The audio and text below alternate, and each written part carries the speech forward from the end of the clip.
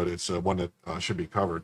It says, judge says government can't limit passport sex markers for many transgender non-binary people. So yeah, so the State Department had issued new guidance saying that they're not going to put all these different genders and stuff on the passports, that it's going to be your sex at birth, and that's it. And a judge said, no, you can't do that, which is, just blatant political overreach that the judge has no right to do. It says, judge says government can't limit passport sex markers for many transgender and non-binary people. In an executive order signed in January, President Trump used a narrow definition of the sexes. Yeah, a narrow definition of the sexes, which is just biology, male and female. There's two sexes. This is ridiculous.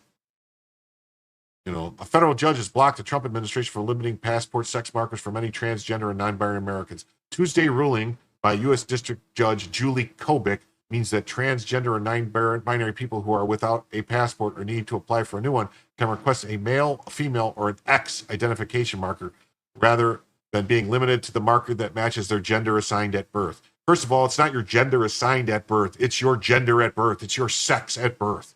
This is ridiculous. This is crazy, and this needs to stop. An executive order signed in January, the president used a narrow definition of the sexes instead of a broader conception of gender. This order said that a person is male or female and rejected the idea that someone can transition from sex assigned at birth to another gender. Nobody could change your sex. You can't. It's not possible. Kobik first issued a preliminary injunction against the policy last month, but that ruling applied only to 6 people who joined with the American Civil Liberties Union over a passport policy. In Tuesday's ruling, she agreed to expand the injunction to include transgender and non-binary people who are currently without a valid passport, those whose passport is expiring within a year, those who need to apply for a passport because theirs was lost or stolen or because they needed to change their name or sex designation. The White House did not immediately respond for comment. The government failed to show that blocking its policy would cause it any constitutional injury, Kobik wrote, or cause harm to the executive branch's relation with other countries. I think they could show that. It's probably going to get appealed.